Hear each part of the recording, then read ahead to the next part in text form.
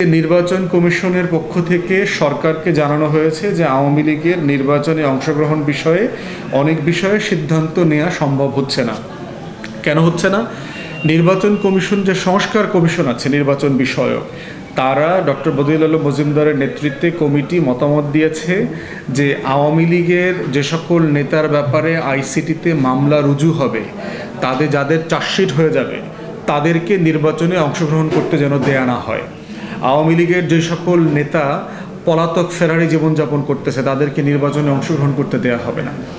আমরা বোধ করছি আওয়ামী লীগ প্রশ্নটা পলিটিক্যাল কোয়েশ্চেন। এইটা রাজনৈতিকভাবেই সিদ্ধান্ত নিতে হবে যে আওয়ামী লীগের রাজনীতি এবং নির্বাচন করবার অধিকার থাকবে কি থাকবে না, না থাকলে কতটুকু থাকবে না, এবং সেটা কিভাবে আমরা ডিল করব। আবার এর ভিতর থেকে আওয়ামী লীগের ফৌজদারি অপরাধের সাথে জড়িত একটা অংশ, আর একটা অংশ হচ্ছে যারা সাধারণ আওয়ামী লীগের সমর্থক কর্মী ছিলেন, সিম্পলি ভোট দিয়েছেন, কিন্তু লুটপাট, পাচার, গুম, খুন, কোনো ফৌজদারি অপরাধের সাথে তারা জড়িত ছিলেন না। তো সেই জায়গাটাও আমরা আলাদা করবার পক্ষে। এই জন্যই আমরা গণশুনানি এবং গণতদন্ত কমিশনের কথা বলেছি, যেটার মধ্য দিয়ে আওয়ামী লীগ প্রশ্ন জাতীয় ঐক্যমতের ভিত্তিতে আমাদেরকে একমত হয়ে এই সিদ্ধান্তে এবং উপসংহারে আসতে হবে। প্রফেসর ইউনূস গত কয়েকদিন আগে আল জাজিরাতে একটা সাক্ষাৎকারে বলেছেন যে আওয়ামী লীগ নির্বাচনে রাজনীতিতে ফিরে আসাটা এন্টায়ারলি তার ব্যাপার, আওয়ামী লীগকে সিদ্ধান্ত নিতে হবে। এইটা খুবই ভুল একটা কথা। আমরা যারা ফ্যাসিবাদ বিরোধী আন্দোলন করেছি এবং আমরা এই গণ অভ্যুত্থানের পরে আওয়ামী লীগের প্রশ্নে যে জাতীয় ঐক্যমত তৈরি হয়েছে, সেই ঐক্যমতের সাথে এইটা যায় না। এই ঐক্যমতের এটা একটা কন্ট্রাডিক্টরি, এটা সাংঘর্ষিক স্টেটমেন্ট। কারণ একটা গণ অভ্যুত্থানের পরাজিত শক্তি কখনো সিদ্ধান্ত নিতে পারে না যে তারা আসলে কি করবে এবং তারা কীভাবে পুনর্বাসিত হবে, তারা কীভাবে রাজনীতি এবং নির্বাচনে ফিরে আসবে, এটা তার বিষয় না। আওয়ামী লীগ প্রশ্নে গণ অভ্যুত্থানের ম্যান্ডেট ইতিমধ্যে দেওয়া হয়ে গেছে।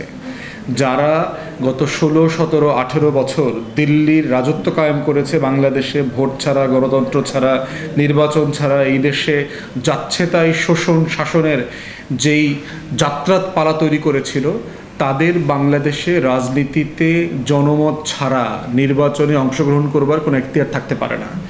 অতএব সেই জায়গাতে প্রফেসর ইউনূসের স্টেটমেন্টকে আমরা প্রত্যাখ্যান করছি। আমাদের বক্তব্য হচ্ছে খুব পরিষ্কার। 24-এর গণ অভ্যুত্থানের পরাজিত শক্তি হিসাবে আওয়ামী লীগ, জাতীয় পার্টি এবং 14 দলের ভবিষ্যৎ নির্ণীত হতে হবে একটা গণশুনানির মাধ্যমে, একটা গণতদন্ত কমিশনের মাধ্যমে, যেটা আমরা আগস্ট সেপ্টেম্বর থেকে বারবার প্রধান উপদেষ্টা থেকে শুরু করে সরকারের বিভিন্ন মহলে প্রেস করছি।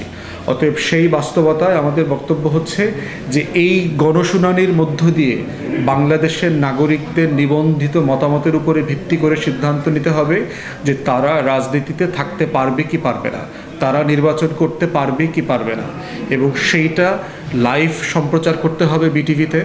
মানুষ অনলাইনে ইমেইলে রেজিস্ট্রেশন করে যেন এখানে মতামত দিতে পারে। এখানে মতামতে সবচেয়ে গুরুত্বপূর্ণ অংশীজন হচ্ছে যারা গণ অভ্যুত্থানে আন্দোলনে নেতৃত্ব দিয়েছে, অংশগ্রহণ করেছে, সকল রাজনৈতিক দল, ফ্যাসিবাদ বিরোধী, ছাত্র সমাজ, শিক্ষার্থীরা, দেশের পেশাজীবীরা, দেশের শ্রমিক সংগঠন যারা আছেন, দেশের সাধারণ মানুষ যারা গণ অভ্যুত্থানে অংশগ্রহণ করেছেন। এখানে সবচেয়ে বড় অংশীজন হচ্ছে 1400 শহীদের পরিবার, যেই 24,000 মানুষ আহত হয়েছে, প্রতিবন্ধী হয়েছে, যেই 600 বাংলাদেশের নাগরিক চোখ হারিয়েছে। তারা সবাই মিলে সিদ্ধান্ত নেবে যে বাংলাদেশের আগামী রাজনীতি এবং নির্বাচনে আওয়ামী লীগ, জাতীয় পার্টি এবং 14 দলের প্রশ্ন আমরা কিভাবে ডিল করব। নির্বাচন কমিশনের পক্ষ থেকে সরকারকে জানানো হয়েছে যে আওয়ামী লীগের নির্বাচনে অংশগ্রহণ বিষয়ে অনেক বিষয়ে সিদ্ধান্ত নেওয়া সম্ভব হচ্ছে না। কেন হচ্ছে না?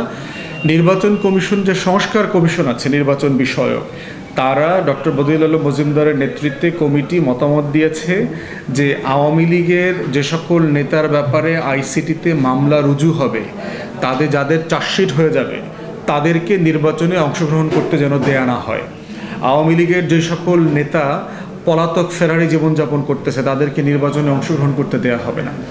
আমরা বোধ করছি আওয়ামী লীগ প্রশ্নটা পলিটিক্যাল কোয়েশ্চেন। এইটা রাজনৈতিকভাবেই সিদ্ধান্ত নিতে হবে যে আওয়ামী লীগের রাজনীতি এবং নির্বাচন করবার অধিকার থাকবে কি থাকবে না, না থাকলে কতটুকু থাকবে না, এবং সেটা কিভাবে আমরা ডিল করব। আবার এর ভিতর থেকে আওয়ামী লীগের ফৌজদারি অপরাধের সাথে জড়িত একটা অংশ, আর একটা অংশ হচ্ছে যারা সাধারণ আওয়ামী লীগের সমর্থক কর্মী ছিলেন, সিম্পলি ভোট দিয়েছেন, কিন্তু লুটপাট, পাচার, গুম, খুন, কোনো ফৌজদারি অপরাধের সাথে তারা জড়িত ছিলেন না। তো সেই জায়গাটাও আমরা আলাদা করবার পক্ষে।